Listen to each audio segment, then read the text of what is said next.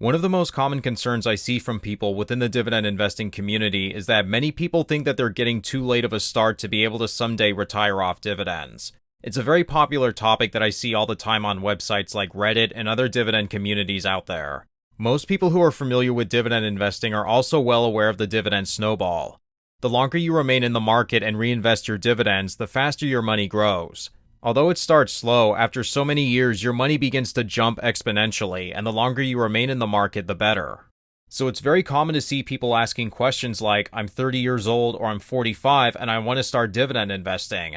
Am I too late to start investing in dividend stocks to retire early or even retire at all off them? Because these people ideally don't want to wait, or they might not even have the option of waiting 30 or 40 years to allow a dividend snowball to grow massively. Understand though that everyone, regardless of when they started, wishes they would have started even earlier. This is a very common feeling people have unless you were lucky enough to have rich parents who opened you a brokerage account and bought you dividend stocks when you were still a child.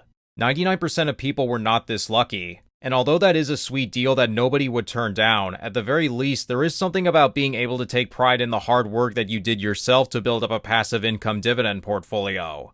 Nobody gave it to you on a silver platter. You pulled through and endured the hard work, and you don't owe your success to any individual. But to answer the question, am I too far behind to retire off dividends someday, we need to look at several different variables such as how old you are and how much retirement savings you currently have if you have any savings at all. But regardless, there are some strategies that can help you even if you are a little or even significantly behind. For starters, if you are upset about feeling behind, what can help is to look at the data on the typical American investor. What you'll read after doing a basic Google search will usually be comforting once you realize just how far behind the vast majority of people are. According to a study by Personal Capital, the average age of someone investing for the first time in 2021 was 33.3 years old. 10.6% of new investors were over the age of 46, and 16.5% were between 37 and 45. So with over 26% of new investors being over the age of 37, if you ever feel too old to start, you're definitely not alone. Because of compound interest, you might assume that all successful investors got started in their teens or early 20s. But if you look at the numbers, people who got started really young are the exception and not the majority. Another stat that's worth looking at is the typical brokerage account balance by age. When you come across these articles, you'll often see they report two different sets of numbers, which are the average and the median. The average is calculated by adding up all the account values and dividing it by the total number of account participants. Therefore, the average is pretty skewed compared to the median, which is the middle number of all observations arranged in order. Median is a better representation, since average can significantly sway the numbers due to a small number of ultra-wealthy individuals. A very common goal people have is to achieve at least $1 million worth of investments in their brokerage accounts. However, as of 2024, only around 10% of Americans who are investing have achieved a balance of $1 million, and that's across all ages, locations, everything. Additionally, it was found that in 2023, only 61% of American adults were investing in the stock market at all. So 39% of people in the US aren't even taking advantage of the best way to build wealth and a passive income stream. This article by Empower shows the chart of the median retirement account balance by age. You can see that at no point does the median for any given age range surpass $248,000. If you're in your 20s, it's obviously going to be much lower since you haven't been working as long, and it typically grows much higher up until your 50s before it starts tapering off. So if you're feeling down about being behind, just remember 39% aren't even trying, only 10% have $1 million worth of investments, and the median brokerage account balance is likely much lower than you first thought. And I'll also mention that if you're the kind of person who regularly watches investment content, reads books on finance, or follows financial news, it's been shown that people who do this are better at saving and they invest more money over time. While that's probably not too surprising, the fact is, if you're watching content like this video, you're likely headed down a much better path. So what then should people do if people are behind and they want to retire off dividends at a reasonable age? First, that depends on how much money you have saved up for retirement.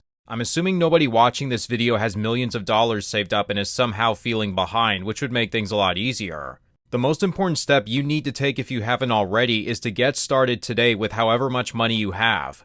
If you don't start, you'll never have any hope of reaching your goals. Depending on how far behind you actually are, there's going to be some degree of pain that you'll have to experience if you want to be serious about living off dividends someday. Because the second most important thing that you need to do is to save as much money as you possibly can. That could result in not taking vacations, canceling subscriptions, eating out less, and just doing whatever you can to save and invest as much as possible. I know it's easier said than done, but finding ways to grow your income is going to be another really important part of this process. If you can't do that with your current job, then that might entail finding a weekend job or something you can do from home when you're not working your regular 9 to 5. Once you start saving and investing more, another big question that we need to answer is, how much do I need to live off dividends? If you're very late to the dividend investing game, or if you're not wealthy, this is likely a very big question that's on your mind. This is a list I made of how much money you would need to save up if you want to earn $50,000 per year in dividends. What you'll notice right away is that the higher the dividend yield, the less money you'll need to have in order to retire and live off your distributions, assuming you'll be able to get by on $50,000 per year. The good news about the lower yielding investments is that they often grow their dividends over long periods of time. The bad news, which we've been discussing up to this point, is that you might not have 20 or 30 years to wait and hope that these dividend stocks will keep growing their distributions. This is where higher yielding dividend investing, also known as income investing, can become such a great strategy. If you decide to hold some of these higher paying dividend stocks in ETFs, you won't have to guess how much money you'll need to have saved up to retire. It's really easy to calculate how much you'll make in dividends with a particular dividend yield. And you don't need to wait for the dividends to hopefully grow over the decades either. This is also the best strategy to take if you're done working. If you're not working anymore and you've basically got what you've got in terms of life savings, then investing in higher yielding dividend stocks can allow you to live off dividends without ever having to sell your capital investment. You won't have to worry about needing to sell shares of a holding after the market just fell 15% and you now have to sell even more shares to cover your expenses. If you've still got 20 plus years of working and investing, then it's absolutely possible to save up $500,000 and even more if you're saving and investing diligently. Ultimately, I know people don't want to hear this, but some people aren't going to be able to completely live off their dividends. But that doesn't mean it's impossible for dividends to contribute to a very sizable amount of your retirement income. Your distributions might not cover everything, but even if you're just making $500 or $1,000 a month someday, that's still a good amount of money to cover yourself. You might have Social Security, 401ks, a pension, and you might have paid off your home, which would save you a lot of money. In summary, people shouldn't be discouraged if they are a little bit behind.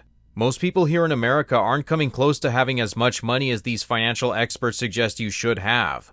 If you have more than 20 years until retirement, you can still generate a really good nest egg even if you're starting from zero. But it could take some serious lifestyle changes to save and invest more money. If you are coming toward the very end of your career and it's likely you won't have a lot of money saved up, then holding these higher yielding investments can be a better option. They can definitely stretch your dividend income much further than your typical dividend growth stock. But whatever strategy that you pursue, whether it's growth or income, the most important thing that you need to do is to get started now. But with that being said, that's going to conclude today's video. If you'd like to connect and also see what's inside my own personal dividend portfolio, then feel free to check me out over on our Patreon, where you'll receive updates and be able to talk to me and other higher yielding dividend and income investors. But with that being said, thank you all so much for watching today's video, and until next time, take care.